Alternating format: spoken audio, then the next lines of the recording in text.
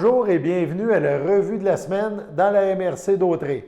Cette nouvelle émission vous sera présentée tous les dimanches à l'heure du bulletin de nouvelles. Elle se veut un court résumé des événements qui se sont déroulés durant la semaine. Cette semaine, vous aurez la chance de voir ou de revoir un dossier qui a suscité de nombreuses questions lors du dernier conseil municipal à Saint-Ignace de Loyola, soit l'adresse à laquelle les comptes de taxes des chalets sont acheminés. Il y a aussi du nouveau dans le dossier et le maire, M. Jean-Luc Barthe, nous en fera part. Un autre dossier important à Saint-Ignace, c'est la situation au niveau de l'Église. Le maire de Saint-Ignace de Loyola, M. Barthe, lance donc un appel aux résidents de sa municipalité afin de voter en grand nombre lors de cette consultation publique sur l'avenir de l'Église et le projet de construction du centre communautaire multifonctionnel. Le passage en zone rouge de la MRC de Dautrey a transformé le mode de votation en une votation par la poste. Vous pourrez écouter l'entrevue qu'il a réalisée dans nos studios. Cette semaine, nous avons aussi parlé de l'impact des mesures gouvernementales en regard de cette pandémie et le fait que la MRC est en zone rouge. C'est la deuxième fois que le musée Gilles Villeneuve à Berthier doit fermer ses portes depuis le début de la pandémie. Et même chose, les cours de yoga sont aussi annulés pour l'instant. Deux intervenants nous racontent où ils en sont avec cette pandémie. En terminant, le maire de Sainte-Élisabeth a multiplié les démarches pour réclamer de l'action de la part du ministère des Transports du Québec afin de rendre plus sécuritaire une intersection du rang Saint-Pierre qui a été le théâtre de 3 accidents majeurs récemment. Le maire Bérard nous donne donc des précisions. Sur ce, bon visionnement, bonne semaine et on se revoit la semaine prochaine.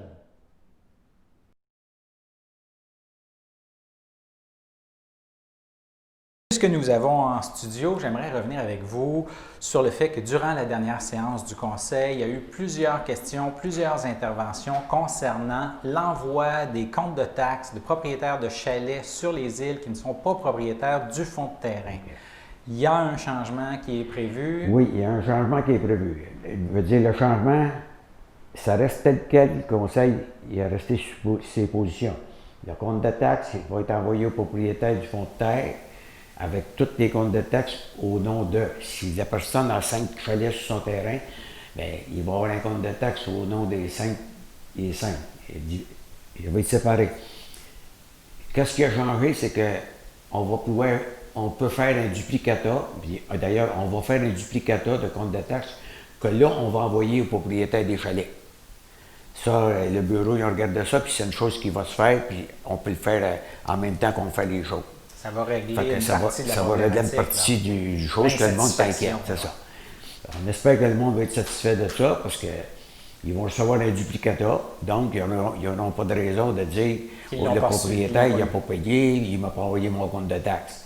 Ça, c'est un avenue qu'on avait pensé aussi. Vous savez, on a pensé à beaucoup de choses, puis on en est venu, puis là, quand le bureau nous a dit qu'on pourrait faire un duplicata en même temps qu'on fait leur compte de taxes, ça, c'était merveilleux. Fait que les propriétaires, ils n'ont pas à s'inquiéter, ils vont avoir un duplicata de leur compte de taxes. Et pour ceux qui ne seraient pas au courant, ce qui explique ce changement de procédure, c'est dû à un avis que vous avez eu d'une nouvelle évaluateur.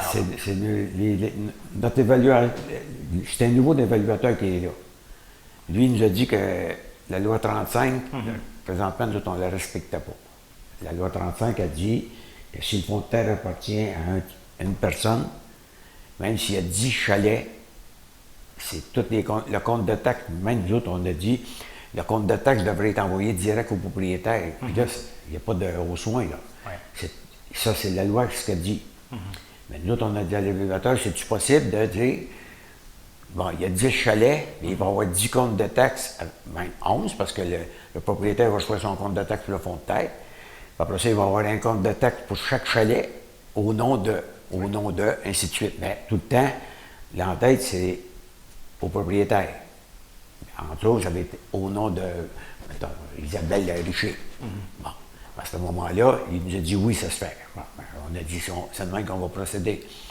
Puis là, après la discussion, la dernière assemblée, on a regardé, puis là, le bureau a regardé ça, puis c'est là qu'ils ont dit on pourrait faire un duplicata au nom du propriétaire du chalet, puis lui envoyer. C'est pas son compte de taxe, mais c'est un duplicata.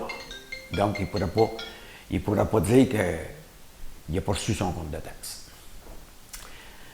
Il y avait aussi la question que si, par exemple, une personne, un propriétaire de chalet ne payait pas son compte de taxe pendant 3 ans, vous ne pouviez pas envoyer le chalet en vente pour taxe. Là.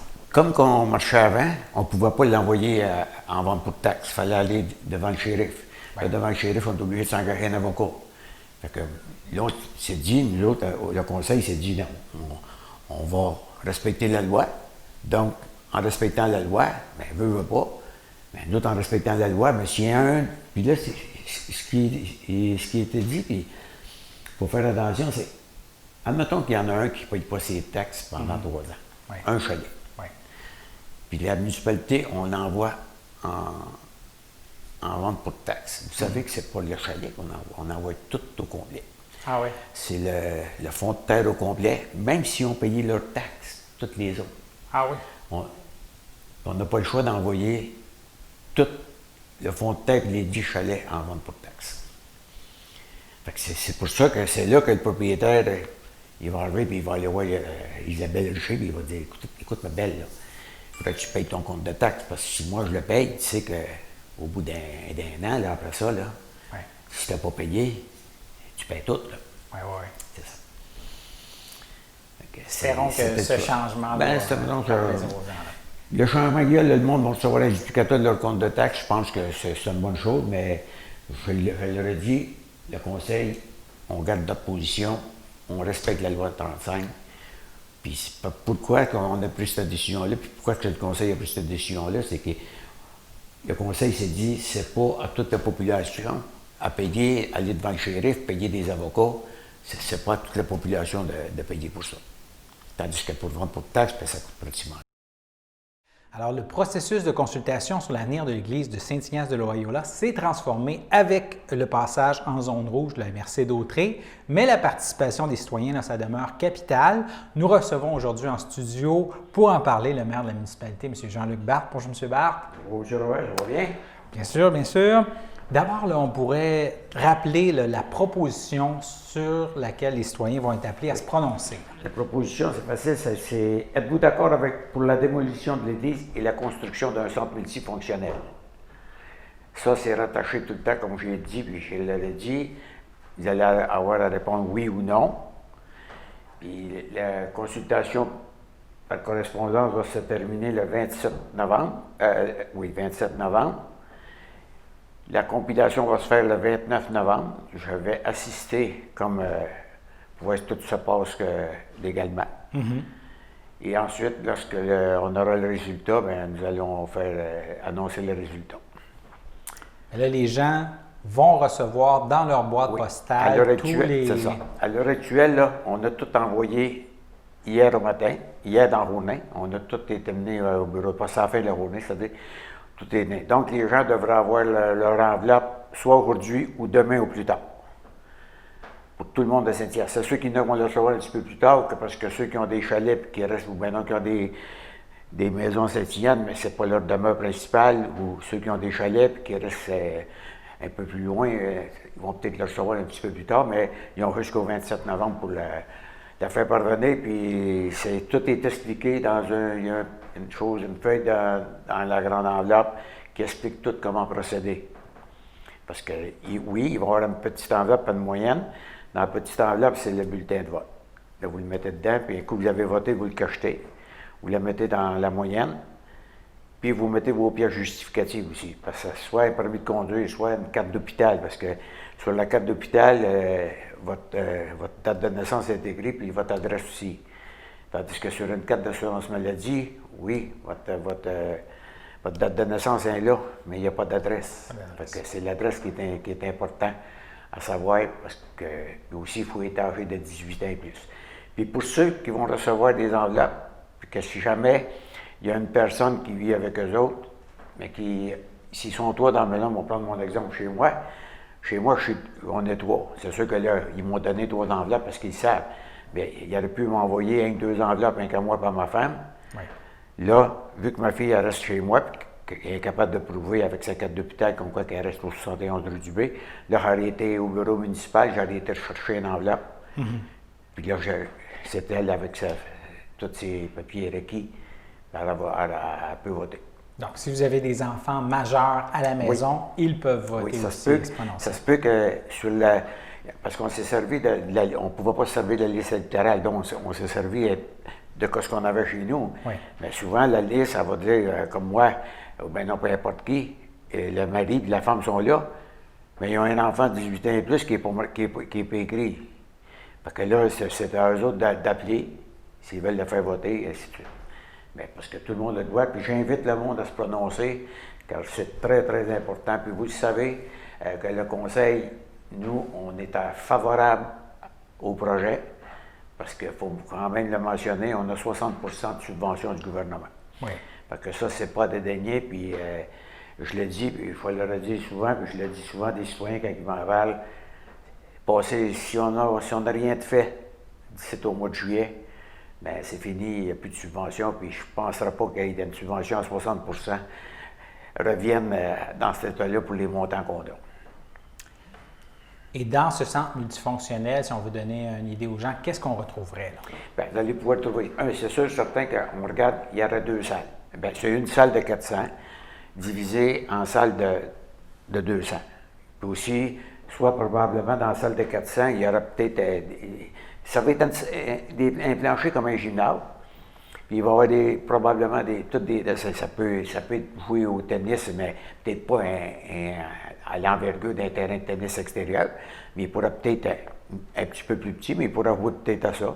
Ça pourrait être des badminton. Vous savez, ça peut être plein de choses, parce que si je ne m'abuse, le plafond de la bâtisse devrait avoir au moins entre 18 et 20 pieds de haut. Donc, on va pouvoir se permettre à faire des activités. Et il y aura des bureaux municipaux. Puis il y a les bureaux municipaux qui sont rattachés. C'est sûr. Puis là, il faut dire, moi, c'est parce que c'est des bureaux municipaux, c'est important qu'on ait surtout des bureaux, vraiment des bureaux fermés. Parce qu'à l'heure actuelle, c'est à tout coup qu'il y a quelqu'un qui vient, puis qu'il y a une personne qui est au téléphone, ou bien non, comme dernièrement, la directrice est avec la commission municipale, parce que le monde, ils savent que là, la commission municipale, elle regarde notre chose pour les taxes. Elle est avec là, mais là, il y en a un qui est arrivé, puis là, ça parlait un peu plus fort, fait qu'il a fallu qu'elle lui demandé de baisser le ton. Fait que, tandis que ça avait eu un bureau fermé, ben, elle aurait pu... être plus tranquille pour travailler. Et voilà. Et puis, s'il y a des gens qui se disent, oui, mais notre Église, est-ce qu'on ne devrait pas la conserver? Qu'est-ce que vous répondez à ces gens-là? Bien, écoutez, on leur dit que l'Église, oui, moi, je suis sûr et certain que si le monde ils disent non et qu'ils veulent conserver l'Église, bien, même pour la rénover, ça va coûter le même prix, mais sans subvention. Ouais. On ne s'en sortira pas en bas comme là. On prétend qu'on devrait s'en sortir, nous autres, avec la subvention à 1 500 000 sur 20 ans, mais sans augmenter les taxes, comme dans le PowerPoint qu'on a fait, on l'explique. On l'a l'argent dans le budget. Cet argent-là qui est dans le budget va rester là pendant 20 ans. On ne baissera pas le budget parce que, puis même si le projet se réalise pas, on ne baissera pas le budget. Parce que le budget, si tu baisses ça, c'est parce qu'un an ou 2 ans après, tu vas être obligé de l'augmenter, puis peut-être plus que le monde pense. Mais là, on a l'argent, puis après ça, on va travailler avec les argents qu'on a. C'est sûr, certain que dans 57, moi, il y a des dépenses que c'est incontrôlable pour la municipalité. C'est sûr, certain que je ne peux pas dire au monde, mais que le monde soit bien conscient qu'on ne va pas augmenter les taxes pour le plaisir, comme qu'ils nous ont dit, qu'on a le pouvoir d'augmenter les taxes. C'est vrai que la municipalité, la maire et le conseil, on a le pouvoir d'augmenter les taxes. Mais je n'augmenterai pas les taxes pour le plaisir de les augmenter, parce que moi, dans 2, 3, 4, 5 ans d'ici, si je ne suis plus là, il va falloir que je les paye pareil, les taxes, moi, là. Je vais être un citoyen de Saint-Ignace quand même. Alors, moi, je vous le dis, là, c'est un très, très beau projet, puis j'espère qu'on ne passera pas à côté de la subvention de 60 %. Et là, vous espérez un taux de participation de combien dans cette consultation? Écoutez, moi, le plus haut, plus qu'il va... Moi, je pense qu'il va être assez haut, le taux de participation, parce que ça se fait par correspondance. Oui. Donc, la personne, elle vote, puis ça ne va pas venir l'amener dans la municipalité Elle va le mettre dans une boîte postale, puis ça va se rendre. Tout est marqué pour l'adresse 25 rue de la Forêt, puis les timbres sont dessus, ça ne coûte rien à personne. Oui. Fait que, moi, je m'attends à un taux de participation assez élevé. S'il y a moins de 50 des électeurs qui se prononcent, est-ce que vous allez considérer le résultat comme valable? S'il y a moins de 50 qui est le monde qui... puis si ça passe à 50 là, oui, la municipalité, le conseil, on va aller de l'avant. Oui. C'est parce que moi, je l'ai tout le temps dit, puis je leur ai dit, une personne qui ne vote pas, là, c'est parce que la personne, dans sa tête, elle se dit, qu'il le fasse ou qu'il ne le fasse pas, ça ne me dérange pas. Vous savez, moi, quand on a acheté l'église, je me souviens, après, il y a une personne dans le conseil, elle me dit, ah, c'est parce qu'il y a bien du monde qui est à compte qui n'ont pas venu voter. Bien, j'ai répondu à la personne, j'ai dit, écoutez, c'est vrai qu'il y a bien du monde, peut-être qui est à compte qui n'ont pas venu voter, mais il y en a beaucoup qui étaient pour et qui n'ont pas venu voter. Oui. Donc, ça veut dire que ces personnes-là, là, ils se sont dit, qu'ils l'achètent l'église, qu'ils ne l'achètent pas, ça ne nous dérange pas. À une pièce, là, la ville, le monde, ça va pas déranger. Puis je sais qu'il y en a, puis il y en a bien qui étaient pour, puis ils ne sont pas venus voter, puis ils me l'ont dit, on a pété, on savait que ça a rapporté, mais moi, je leur ai répondu, ben non, vous ne le saviez pas. Parce que celui qui est vraiment, vraiment en compte, lui, il va venir voter. C'est entre autres pourquoi on voulait que vous veniez en studio aujourd'hui pour rappeler aux gens que si on veut avoir un bon portrait de ce que pensent les gens de Saint-Ignace, la meilleure façon, c'est qu'il y a beaucoup de personnes qui participent. C'est ça, en plein ça. Tout ce monde qui va participer, puis si le monde répond à, je ne sais pas moi, à 60, 70, 75 du vote, puis qu'ils disent à la municipalité à 60 65 on va de l'avant, vous savez, là, moi, en tout cas, j'ai bon espoir, puis j'ai bien confiance que les citoyens vont vouloir avoir un beau centre multifonctionnel qui est très bien situé, puis qui va vraiment refléter la municipalité de Saint-Ignace de Loyola. Une fois le résultat annoncé, si c'est positif, on va en appel d'offres pour la destruction de l'église assez rapidement. Assez rapidement. Là, on va faire les plans et devis avant. On va faire finaliser les plans et devis. Bien, écoute, tout ça va être fini, parce que je crois. En tout cas, la dernière fois que j'ai parlé avec le conseil aimerait ça à donner un clé à la main.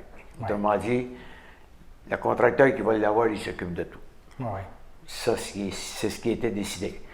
Ça se peut que le conseil change d'idée et qu'ils disent on va aller en appel d'offres pour la destruction de l'église. Après ça, on va aller en appel d'offres pour le centre multifonctionnel.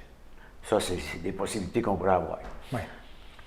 Quitte à faire un appel d'offres et comparer les prix dans les deux options. Ouais, oui, ça pourrait se faire indépendant. C'est parce que quand tu donnes clé en main, tu n'as pas à t'occuper de rien. Fait que donc, tu dis, oh, c'est comme bien. Si le monsieur t'a dit qu'il te cherche tant pour détruire l'église, puis qu'il arrive après, puis il veut te chercher plus cher, mais là, c'est à lui à s'occuper de ça. Oui. Ce ne sera pas la municipalité à tout le temps se débattre avec les choses. Puis aussi, j'aimerais rappeler que, vous savez, la prochaine réunion, c'est le 3 novembre. Oui. Donc, la réunion, on a envoyé un papier comme quoi, oui, elle va se tenir à huis clos. Par contre, on a CTRB, ils vont venir le filmer, ça va se passer à la salle municipale. On va être filmé par le CTRB. Puis le lendemain, probablement qu'il va être sur le site sur le poste de CTRB. Puis peut-être 2 ou 3 jours plus tard, il va être sur le site de la municipalité. Fait qu'on invite les gens à regarder le conseil. Puis comme je dis tout le temps, si vous avez des questions, faites-les parvenir à la municipalité, puis soyez sans crainte, on va répondre à toutes les questions qu'on va avoir. Ça devrait être la procédure jusqu'à nouvel ordre, tant qu'on reste en zone rouge. Là, vous savez, comme là, présentement, ils nous ont porté jusqu'au 24 novembre, là. En tout cas, ils nous ont remis un autre 28 jours de plus. Oui. Fait que, donc, on n'a pas le choix, on est en rouge. Je ne peux pas faire une assemblée publique. Vous savez, on servirait, comme on dit souvent, on servirait Saint-Dicenne pour la consultation publique, parce qu'on l'a su le mardi, puis le mercredi soir à minuit, on était dans le rouge. Là. Puis nous autres, la consultation, c'était le dimanche 25. Il a fallu faire ça, puis tout préparer, puis tout les bulletins de vote. Ça, on les avait, mais là, on va lancer le nombre d'enveloppes, des petites, des moyennes, des grandes. Il a fallu tout aller chercher ça, tout appeler à acheter des teintes. Vous savez, au nombre, au moins il y a 2 enveloppes qui ont des teintes dessus. Oui. Fait que ça veut dire que 2 enveloppes, si on a, je ne sais pas combien, 1000, ça commence à faire des teintes. C'est sûr. Non, ça s'est bien passé, ça a bien été. Tout s'est fait le dimanche. Les personnes qui étaient supposées être au bulletin, ils étaient là pour tout aider. Ils étaient avec le bureau. Ils ont tout préparé, les enveloppes, tout faites. Le lundi, ils ont tout finalisé parce qu'ils ont manqué de temps. Ils ont tout finalisé ça, puis hier, lundi soir, la directrice allait terminer ça à Poste Canada. Mais là, le 27, c'est la date limite pour recevoir oui, le 27 la chose. à 5 heures, c'est pas terminé. pour le poster, là. Non. Le 27. C'est sûr que si on reçoit une enveloppe, non, parce que la poste est informée. C'est le vendredi le 27 à 5 heures, c'est terminé. Donc, il faut l'avoir Parce posté avant. Parce que le 29, on fait le décompte. Moi, je vais être au bureau, c'est moi qui vais être là pour vérifier si tout se passe comme il faut, pour pas qu'il y ait peste. Puis je le dis, je vais être bien strict avec ça, je ne veux pas rien. Si on a des doutes, on va jeter le bulletin. Même si la personne a voté oui, mais si on a des doutes comme quoi on n'est pas sûr, on va tasser le bulletin. On ne fera pas, je veux que ça soit bien fait et correctement fait. Donc, si on compte que ça peut prendre, je ne sais pas, 2 jours, 3 jours à la poste, n'attendez pas à la dernière minute. Non, n'attendez pas à la dernière minute, parce que je vous le dis, le 27 à 5 heures, c'est fini. Si vous l'avez envoyé le Mali le 27, puis c'est dans la boîte de la municipalité, au bureau de poste de la municipalité, bien, on n'ira pas chercher, parce que les bureaux sont fermés. Merci d'être venu nous en parler. On a hâte de voir le résultat. Vous savez, moi aussi, j'ai bien hâte, puis je remercie CTRB pour la position qu'ils me donnent pour pouvoir expliquer aux gens ça. Aider. Puis j'aimerais que la population fasse comme le conseil voudrait, c'est d'aller de l'avant. Merci, M. Barthes. Ça me fait plaisir, monsieur. C'est moi qui vous remercie. Alors, le passage en zone rouge de la MRC d'Autrey a des impacts pour de nombreuses organisations de notre région. C'est le cas notamment du Musée Gilles Villeneuve de Berthier, dont la direction se voit contrainte de fermer les portes pour une durée indéterminée pour la 2e fois en quelques mois. Nous recevons en studio ce matin pour faire le point le directeur général du musée, M. Alain Bellemeur. Bonjour, M. Bellemeur. Bonjour. On pourrait peut-être commencer par rappeler le nombre de jours qu'a duré votre fermeture dans la première vague. Bon, on avait fermé, je me rappelle bien, quelque part en mars, là, quand tout le monde avait... ça avait été l'arrêt de presque toutes les entreprises. Puis on a redébuté au début de l'été, fin mai, début juin, début juin. Et là, on a refermé il y a quelques jours, là, lorsque Dautrey est devenu en zone rouge. En zone rouge. Et vous avez eu droit quand même, depuis le début de la pandémie, à certains programmes d'aide, notamment la subvention salariale?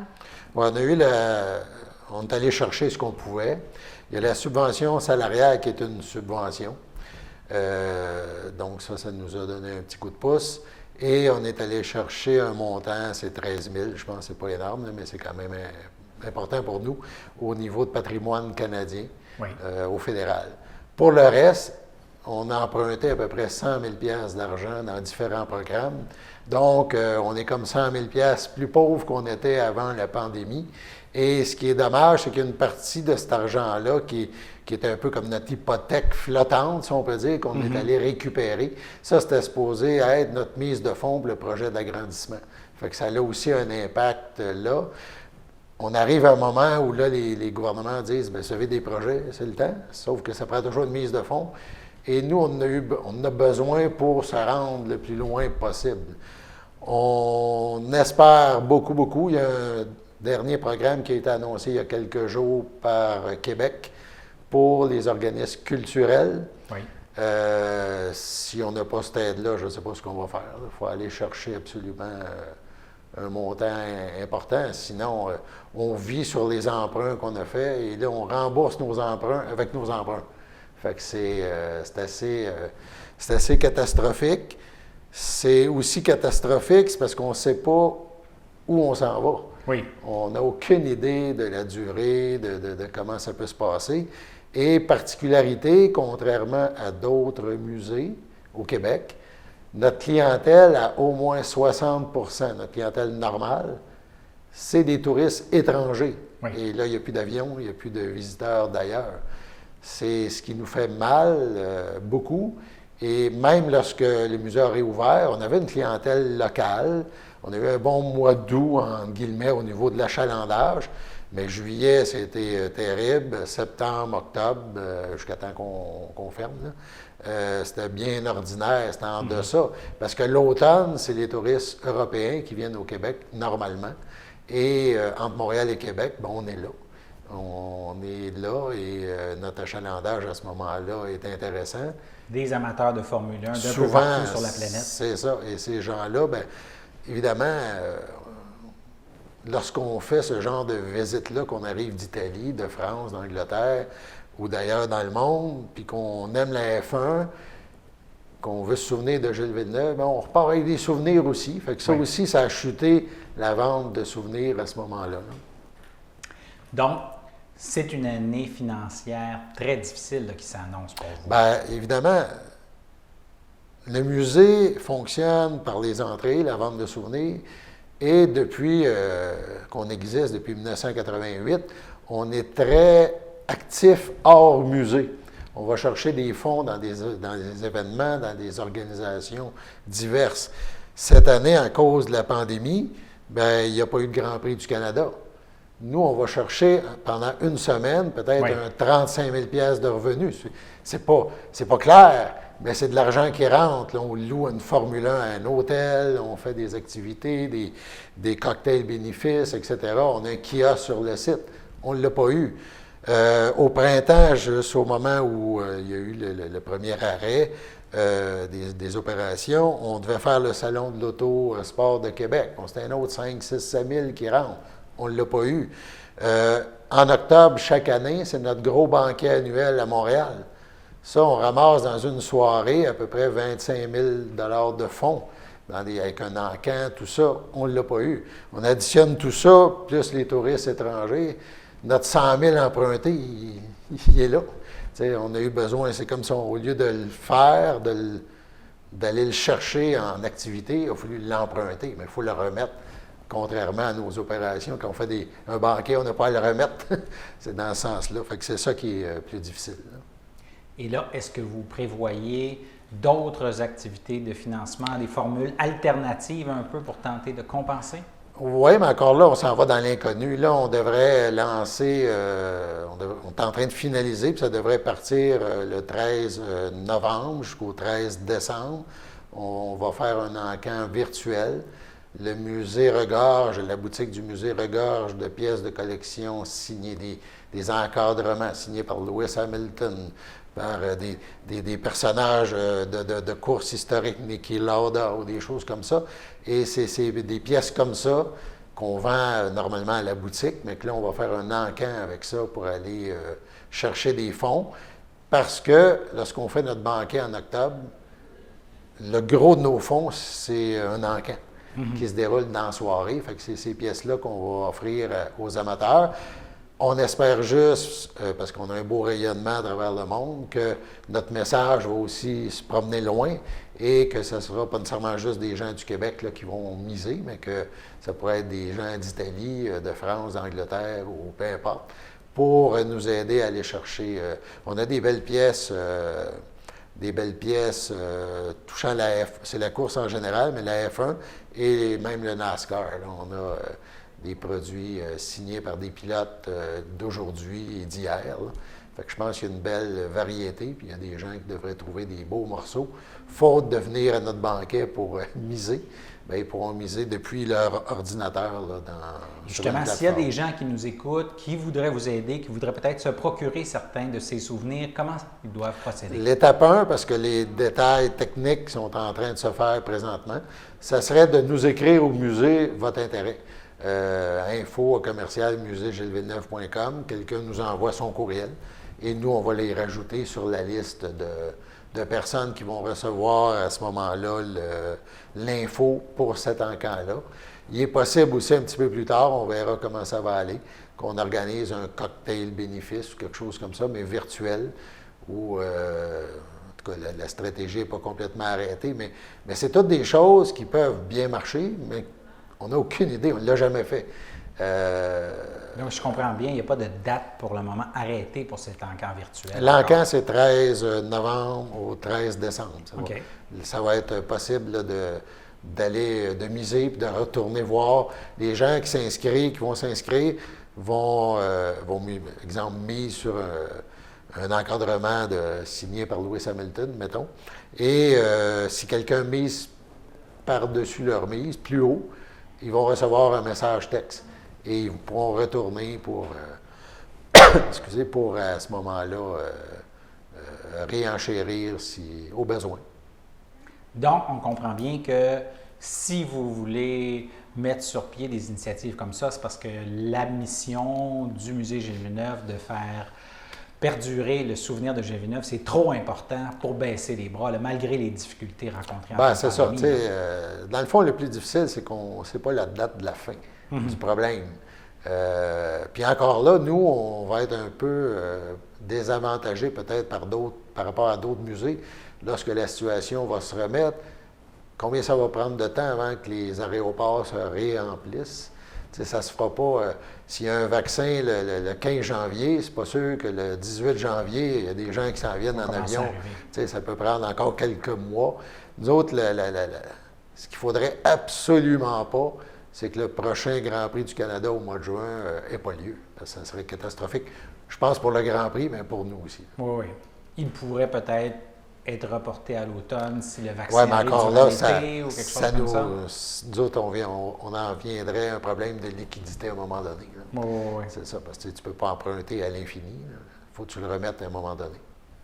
Et que pensez-vous d'une possibilité de réouverture prochaine? Est-ce que vous considérez que le musée, comme il y a un sens pour la visite, comme vous faites peu de gens à la fois, que les gens doivent porter le masque, que les surfaces touchées sont fréquemment désinfectées, votre risque, vous considérez qu'il est faible à comparer au restaurant, à comparer au gym? On l'a vu cet été, puis je pense qu'à un moment donné, les gens ont tellement investi dans la protection, dans la façon, puis nous, on l'a fait là, depuis que c'est commencé, et on n'a eu aucun problème. Les gens visitent de façon sécuritaire.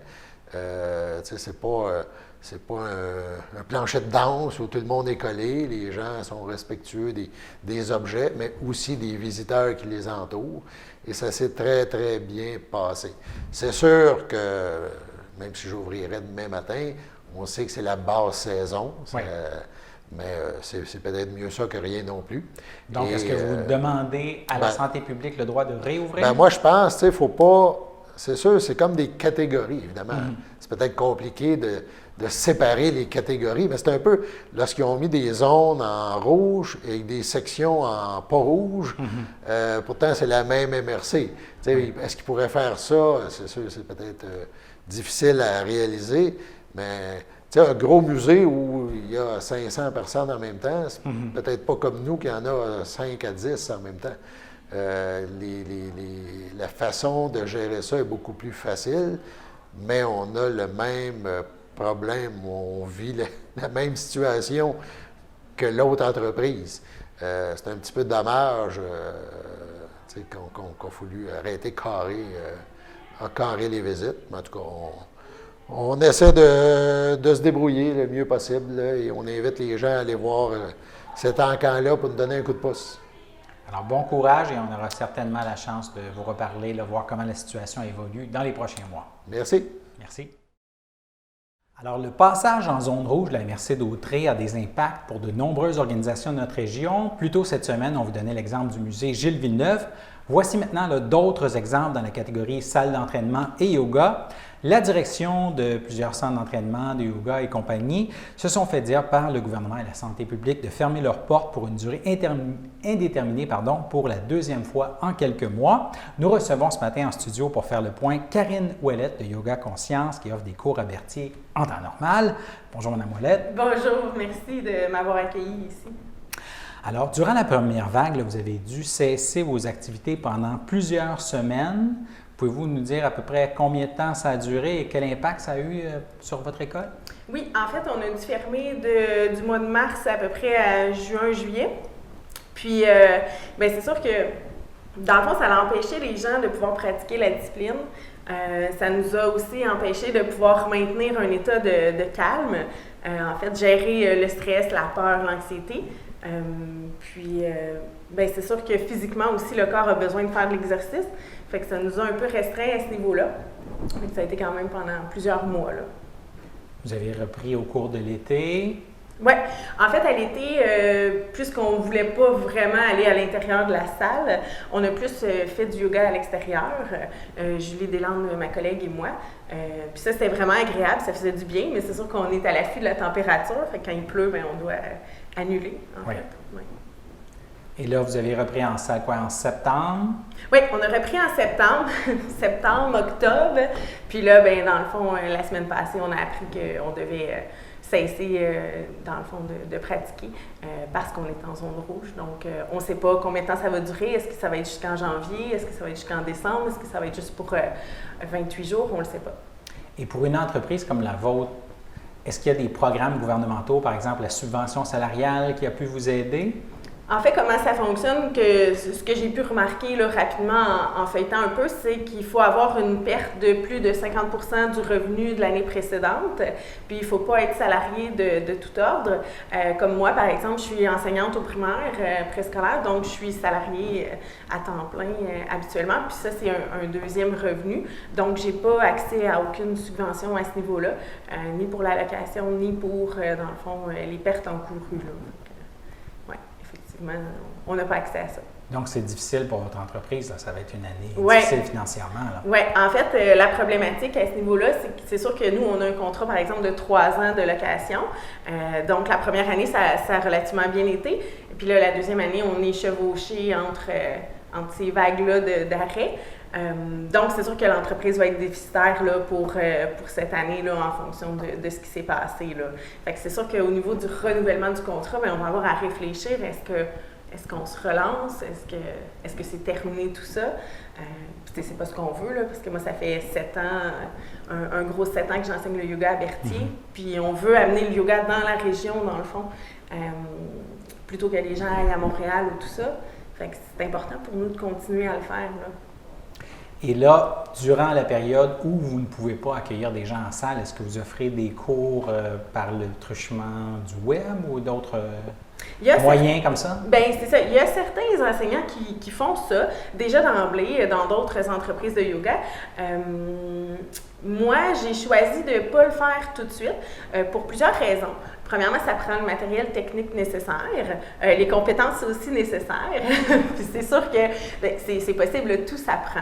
Mais à la base, quand j'enseigne le yoga, dans le fond, c'est pour le côté humain. C'est en voyant le groupe, en voyant les gens, comment ils réagissent, mais je peux les aider à s'ajuster. Je peux les envoyer vers un cheminement émotionnel différent ou travailler avec l'humain. Donc, c'est sûr que de voir un écran puis de partager des postures, c'est correct, les gens vont faire l'exercice, mais le yoga, c'est pas juste de l'exercice, en fait, c'est beaucoup plus que ça. C'est vraiment une discipline complète qui touche au corps, mais à l'esprit aussi. Fait que ça, on ne peut pas avoir ça par Internet, là. En début de semaine, il y a certains propriétaires de salles qui ont dû... L'effort que le gouvernement nous avait demandé de 28 jours, il arrive bientôt à sa fin. Nous, on veut réouvrir. Les gens ont besoin de s'entraîner. C'est bon pour la santé mentale. Certains pensent même à défier l'ordre du gouvernement et de la santé publique et peut-être à réouvrir. Est-ce que c'est quelque chose que vous avez envisagé? Bien, moi, présentement, dans le fond, j'ai été formée à un certain endroit à Montréal. Puis, je sais que ces gens-là sont en train de parler de justement d'avoir respecté le 28 jours, mais de réouvrir parce que c'est important. Alors, c'est quelque chose que, oui, si tous les gens dans le yoga s'en vont dans ce sens-là, bien, moi, je vais suivre la vague parce que la santé mentale, c'est extrêmement important. Puis, tu sais, je suis enseignante aussi, donc je vois les enfants aussi. Fait que si les parents sont anxieux, les enfants peuvent être anxieux, stressés, ils n'ont pas nécessairement les outils nécessaires, ça a des répercussions à long terme sur l'adolescence, la vie future adulte. Fait que, oui, le confinement, oui, le virus, mais il y a tellement autre chose qui est cachée aussi derrière ça. La gestion du stress, c'est vraiment difficile quand on n'a pas d'outils. Puis nous, bien, on offre une panoplie d'outils pour ça. Fait que c'est sûr qu'on ne peut pas se taire indéfiniment jusqu'à temps que ça soit réglé, cette histoire-là, là. Fait que oui, je vais suivre la vague. Si on continue, je vais continuer. Le premier ministre Legault parlait hier de la possibilité d'amende pour les gens qui défieraient l'ordre de la santé publique jeudi. J'imagine que c'est une décision qui est difficile à prendre dans un contexte pareil. Effectivement, parce que le peu de sous, par exemple, qu'on fait avec le yoga, comme cette année, on n'en fera pas du tout, on va être déficitaire, mais c'est sûr que je ne veux pas recevoir une amende de 1 000 $ ou de plus que ça, parce que, dans le fond, ça ne sera pas avantageux pour nous. Là. Mais ce que je souhaite, c'est que le gouvernement comprenne que c'est pas une question de défier les règles, mais que c'est une question d'aider les gens qui en ont vraiment besoin. Parce que, tu sais, oui, le COVID peut faire des morts, mais il y a aussi les suicides, il y a aussi d'autres choses. Je dis pas que la clientèle avertie est nécessairement dans cette situation-là. C'est pas nécessairement le cas, mais il faut comprendre qu'il y a un impact si on bouge plus, si on sort plus, puis qu'on n'a pas d'outils non plus. On sait que dans un cours de yoga, on est appelé à respirer très profondément et très fort. Quelles sont les mesures qui sont prises justement pour tenter de rendre ça sécuritaire, la pratique du yoga dans un cadre comme ça? OK. Bien, c'est sûr que d'emblée, les masques sont imposés jusqu'à l'assise sur le tapis. Les tapis sont à une distanciation de 2 mètres, donc on respecte la distance à ce niveau-là. Puis il y a certains types de respiration qu'on ne va pas effectuer parce qu'il va créer trop de mouvements respiratoires, si je peux dire, pour éviter qu'il y ait des gouttelettes qui se dirigent dans l'air. Donc on va restreindre certains types de respiration, mais on va aller jouer quand même dans l'amplitude, mais avec d'autres exemples, d'autres situations. Et est-ce que vous pourriez envisager donner l'ensemble du cours avec le masque? Oui et non. Oui et non. Je crois que j'aimerais mieux offrir un cours de yoga avec un masque que de ne pas en offrir du tout. Puis c'est pas pour le côté financier, mais c'est vraiment pour le côté que le corps en a besoin. On le sait quand on arrête de donner des cours pendant un certain temps parce que la session se termine, tout ça, les gens, ils reviennent puis ils ont hâte, puis ils en ont besoin, ils ont mal partout. Fait que j'imagine que c'est mieux avec un masque que pas du tout. Ça, vous pourriez porter à oser l'essayer, oui. Peut-être essayer de négocier quelque chose comme ça avec le gouvernement. Oui. Et là, entre-temps, vous-même, vous continuez de pratiquer de façon individuelle le yoga pour tenter de rester zen à travers tout ça. Oui, exactement. Oui, puis au niveau au jour le jour, c'est sûr que si on porte toute notre attention là-dessus, ça va devenir très, très gros, très envahissant. Puis, ne serait-ce que d'écouter les nouvelles, je vais être totalement honnête avec vous, je les écoute pas. Pratiquement pas. Puis même que parfois, c'est les autres qui m'apprennent que on est tombé en zone rouge et il faut arrêter. Pourquoi? Parce que c'est ma santé mentale. Ça enlève le stress, dans le fond, que de passer ses journées à écouter le nombre de cas supplémentaires, le nombre d'hospitalisations, tout ça. Fait que c'est un choix personnel, mais ça m'aide à rester saine d'esprit. J'imagine que vous espérez un vaccin quelque part en 2021 pour justement permettre à votre école de survivre. Je vais aussi dire oui et non.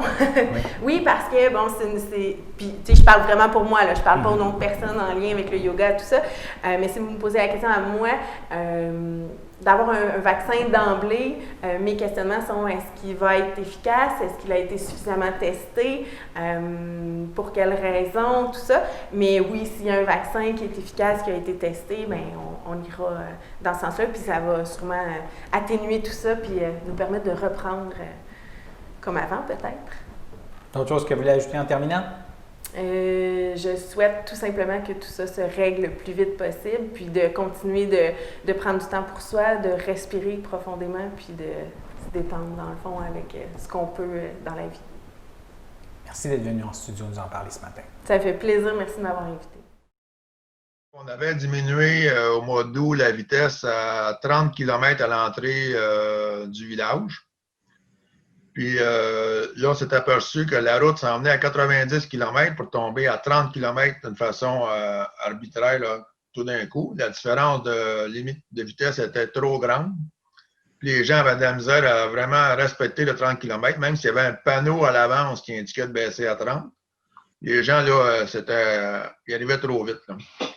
Fait qu'on a décidé de baisser la route tout simplement à 70 km. Comme nos autres routes rurales, d'ailleurs, qu'on a baissé à 70 km là, cet été. Et puis justement, vous avez eu une problématique, là, entre autres, une portion là, dans la municipalité où il y a beaucoup d'accidents. Oui. Au coin du chemin Saint-Pierre, qui est une route du ministère du Transport, et du Grand Rang Saint-Pierre, malheureusement, on a eu 3 accidents en 15 jours là, dont 2 morts malheureusement. C'est suite à des démarches que la municipalité avait faites en 2018 et en 2020 pour demander au ministère du Transport du Québec, ce qu'on appelle le MTQ, de diminuer la vitesse à l'intersection du Grand Rang Saint-Pierre. Excusez-moi. Et à ce moment-là, ben, malheureusement, le MTQ n'a pas refusé les 2 fois de diminuer la vitesse. Puis pourtant, on mentionnait bien au MTQ qu'on avait de la misère d'un côté à bien voir là, le chemin Saint-Pierre lorsqu'on avait à cette intersection-là, excusez. Surtout au niveau des véhicules lourds de la machinerie agricole, qui n'avaient vraiment pas le temps, après d'avoir fait l'arrêt stop, de repartir. Puis il n'était même pas rendu à la ligne blanche du chemin Saint-Pierre, qu'il y avait déjà un véhicule qui arrivait sur eux autres du côté de Sainte-Élisabeth, en provenant de Sainte-Élisabeth. À ce moment-là, mais malgré tout ça, le ministère avait refusé. Là, ce qui est arrivé, c'est que le ministère du Transport du Québec a fait des travaux à Saint-Félix-de-Valois, puis a fait faire des contournements de route. Les gens, ils contournaient la route par Notre-Dame-de-Lourdes pour aller vers Berthierville. Mais malheureusement, les gens, aujourd'hui, on a le système GPS. Fait qu'ils rentraient les données dans le système GPS, puis ils faisaient prendre un raccourci par le Grand Rang Saint-Pierre pour aller vers Berthier. Mais c'était tous des gens pas habitués à la place. Puis quand ils arrivaient à l'intersection du chemin Saint-Pierre et Grand Rang Saint-Pierre, les gens, premièrement, roulaient trop vite. Ils ne respectaient pas la route. Selon nous autres, selon la Sûreté du Québec aussi, ils ne respectaient pas la route, la limite de vitesse à 70 non plus. Ils ne voyaient pas non plus l'arrêt, stop. Fait qu'ils passaient à l'intersection, puis malheureusement, ils se sont fait frapper à 3 reprises par des gens qui étaient dans leur chemin, sur le chemin Saint-Pierre. Malheureusement, ça a 2 décès. Puis il y a une 3e personne qui, encore là, aux dernières nouvelles de la semaine passée, est encore entre la vie et la mort. Là. On ne sait pas si elle va pouvoir s'en sortir. Fait que j'ai fait beaucoup d'interventions avec le ministère du Transport. J'ai laissé plusieurs messages à Saint-Jérôme, parce que c'est la partie Laurentide de la Naudière, le ministère de l'MTQ qui nous gère ici. Mais j'ai eu aucun retour d'appel de Saint-Jérôme. J'ai fait beaucoup d'appels au bureau de Mme Caroline Proulx à Berthier, à Louisville, excusez. Puis son adjointe, Mme Carole Noël, a fait beaucoup les messages aussi à Québec, auprès du ministre du Transport. Puis à ce moment-là, Mme Proulx a discuté avec M. Bonnardel. On est venu à bout d'avoir une intervention du ministère du Transport à Saint-Jérôme qui les ont obligés à m'appeler. Puis vendredi, le dernier accident qui a eu lieu, c'est vendredi, il y a 10 jours. Malheureusement, le 3e accident. Là, c'est ce matin-là qu'on a réussi à se parler pour enfin que le ministère du Transport puisse étudier et évaluer la situation d'une façon professionnelle. Fait que là, ils ont installé 2 balustres qu'on appelle, c'est des indicateurs de vitesse de chaque côté du Grand Rang Saint-Pierre, pour contrôler et évaluer là, la vitesse des gens. C'est une première étape de l'évaluation.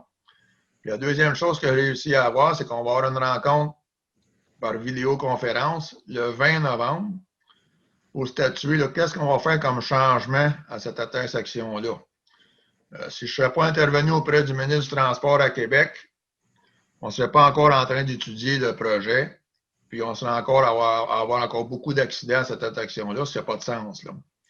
Nous, du côté de la municipalité, on a quand même mis des indications avec des gros cônes là, au Grand Rang Saint-Pierre, mais la loi nous interdit de mettre quoi que ce soit sur une route du ministère du Transport du Québec.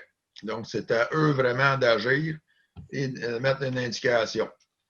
Mais par contre, ça ne veut pas dire parce qu'une route du ministère du Transport du Québec est devenue dangereuse que la municipalité n'a pas le droit de faire des interventions pour protéger ses citoyens. Au contraire, c'est notre devoir de le faire et d'intervenir. Je vous le dis, j'ai fait au moins une dizaine d'appels à Québec dans la première semaine d'octobre pour réussir à avoir, pour la fin de semaine de l'Action de grâce, là, une meilleure sécurité à cette intersection-là. Et je l'ai eu juste le vendredi à midi, la réponse finale, pour mettre des indications supplémentaires pour éviter qu'il y ait d'autres accidents. Là. Fait que ce qu'on a réussi à date, parce qu'il n'y en a pas eu d'autres depuis ce temps-là, on se croise sur haut les doigts que ça va aller en s'améliorant, qu'on aura une meilleure solution le 20 novembre. Pour l'instant, qu'est-ce qu'ils ont ajouté? Ils ont ajouté des panneaux? Non, c'est des panneaux lumineux qui calculent la vitesse des gens sur le chemin du ministère du Transport, là, ce qui passe. OK. Parce que nous, on disait, les gens, là, même si c'est une route à 90 km, là, on les voit passer, les gens. On sait qu'ils roulent plus vite que ça. Puis c'est pas normal qu'à l'intersection de ce rang-là, que les gens roulent plus vite que cette vitesse-là. Surtout qu'il y a, dans le grand rang Saint-Pierre, lorsqu'on regarde vers le village de Sainte-Élisabeth, on voit à peine 200 pieds avant la courbe, puis il y a des gros arbres aussi dans le chemin. Fait qu'on voit à peine 200 pieds, pas plus que ça. Fait que c'est pas normal qu'on ne demande pas de diminuer la vitesse sur une petite période de même. On voit presque rien au loin. Les gens, ils font un arrêt-stop, mais ils n'ont qu'une chance de repartir et d'éviter la personne qui s'en vient à cette haute vitesse-là. C'est pour ça que nous, on demandait que la vitesse soit diminuée absolument. Mais là, on ne demande pas juste ça, c'est que là, on va aller plus loin. On va demander qu'il y ait une lumière clignotante au-dessus de la route pour indiquer justement qu'il y a un arrêt sur un côté. Sur l'autre côté, ben, il y aura une lumière jaune flashante. Sur l'autre bord, à l'arrêt, une lumière rouge clignotante à ce moment-là. Puis on espère aussi qu'on va pouvoir faire diminuer la vitesse. Fait que d'une manière ou d'une autre, il y a une décision le 20 novembre qui doit se prendre parce que M. le ministre François Bonnardel l'a exigé que ça se fasse immédiatement cette année et non pas comme d'habitude qui font des études que ça prend au moins 1 an à avoir une décision. Fait que, vu la situation, j'ai réussi à gagner ce point pour qu'on puisse sécuriser nos gens là, immédiatement. Est-ce que, bien, éventuellement, l'intersection pourrait être redessinée? Je ne sais pas qu'est-ce que les ingénieurs du ministère du Transport là, vont nous suggérer ou qu'est-ce qu'ils vont suggérer à leur employeur, le MTQ, eux. Là. Mais ce vendredi-là, il y avait un ingénieur du ministère du Transport qui était venu sur les lieux là, pour justement évaluer la situation, voir qu'est-ce qu'ils vont faire. Il y a toutes sortes de suggestions possibles. On va attendre de voir qu'est-ce qu'ils vont nous proposer. Ben, c'est-à-dire, c'est eux autres mêmes. Ils vont juste nous dire qu'est-ce qu'ils vont faire dans le fond. C'est une discussion. Mais ils vont nous dire qu'est-ce qu'ils vont améliorer parce que c'est à eux à décider qu'est-ce qu'ils font avec ce chemin-là. Imputable de cette triste tragédie, je vous dirais globalement dans le domaine de la santé, bien, moi, je veux d'abord qu'on regarde le gouvernement, puis je veux d'abord qu'on regarde le ministre de la Santé. Comment ça se fait, avant de parler de Joliette comme telle, que dans le rapport vient, ça soit écrit noir sur blanc, que les Autochtones ne se sentent pas en sécurité d'aller dans les hôpitaux au Québec et qu'on n'a rien fait par rapport à ça pendant 1 an. Qu'on ne s'est pas dit tout de suite, ça c'est une urgence nationale, la question de la sécurisation culturelle des nations autochtones. Comment ça se fait que quand c'est écrit noir sur blanc dans le rapport vient, puis ça ne parle pas d'une nation, puis ça ne parle pas d'une région, c'est généralisé. Comment ça se fait que le gouvernement n'a pas bougé sur un constat aussi clair et aussi lourd de conséquences? Deuxièmement, pour ce qui est de Joliette, bien, je pense qu'encore une fois, il y a une responsabilité partagée. Mais oui, on nous a dit qu'il devait y avoir une imputabilité des dirigeants. Donc, il faut la sentir, cette imputabilité-là. Puis, il faut sentir l'urgence d'agir. Et moi, ce que j'espère profondément, c'est que Joliette va devenir un modèle. Vous savez que nous, on a déposé une motion sur la sécurisation culturelle qui a été heureusement adoptée à l'unanimité il y a 2 semaines.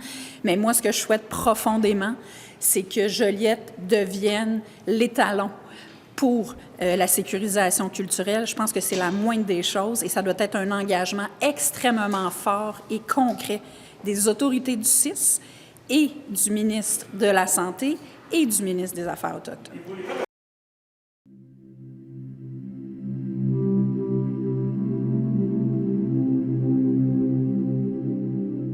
Bonjour, mon nom est Solange Souda, je suis la coordonnatrice du groupe Déclic. Je prends la parole aujourd'hui au nom de Alliance Dignité. Alliance Dignité, c'est la table pauvreté de Berthier où on retrouve plusieurs organismes qui travaillent en concertation depuis plus de 15 ans. Je vais les nommer, c'est important. Donc, les membres de la table Alliance Dignité, c'est d'abord le Centre d'action bénévole d'Autré, la Maison de la famille aux 80, la Maison des jeunes, la Truelle, des travailleurs de rue, l'Envol, le groupe d'entraide en toute amitié, la Saint-Vincent-de-Paul, le CLSC et Déclic. Depuis plusieurs années, Le 17 octobre est un moment important. On sait que c'est la Journée internationale de la pauvreté et depuis quelques années, on organise une semaine d'action et de sensibilisation à la pauvreté.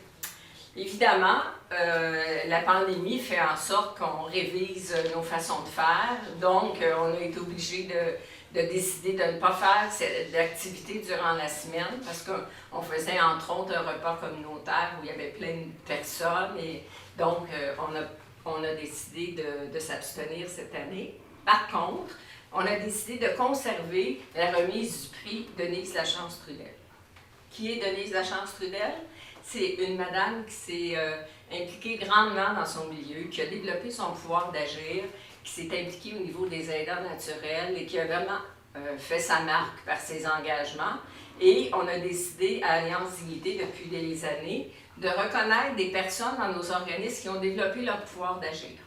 Donc, ce qu'on a conservé, même en contexte de pandémie, c'est que dans chacun des organismes, il y aura la remise du prix Denise Lachance-Trudel pour mettre en évidence des personnes qui ont développé leur pouvoir d'agir et qui s'engagent dans leur vie personnelle et pour leur avenir.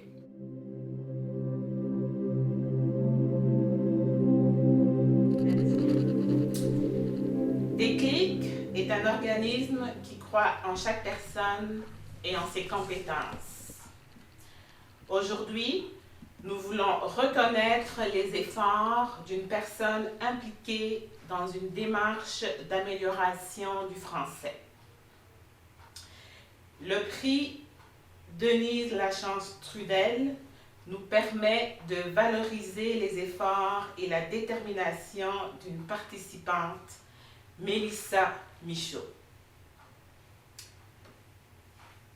Mélissa est consciencieuse. Elle est agente à l'affectation à ADDA, Aide à domicile d'autrui. Elle est constamment en communication avec les préposés aux bénéficiaires. Malgré un horaire chargé, elle n'a pas hésité à prendre des cours de français à Déclic. Soucieuse du bien-être des préposés avec lesquels elle travaille, Mélissa s'est investie dans l'apprentissage d'un nouveau logiciel permettant de faciliter les tâches et les déplacements de celle-ci. Elle s'implique énormément dans ses apprentissages malgré une grossesse, la pandémie et la naissance de son bébé. Avec un objectif de retour aux études, elle est un beau modèle de résilience pour toutes les femmes. Travaillante, créative et très organisée, Mélissa a choisi d'investir dans son avenir en participant aux ateliers de français à Déclic.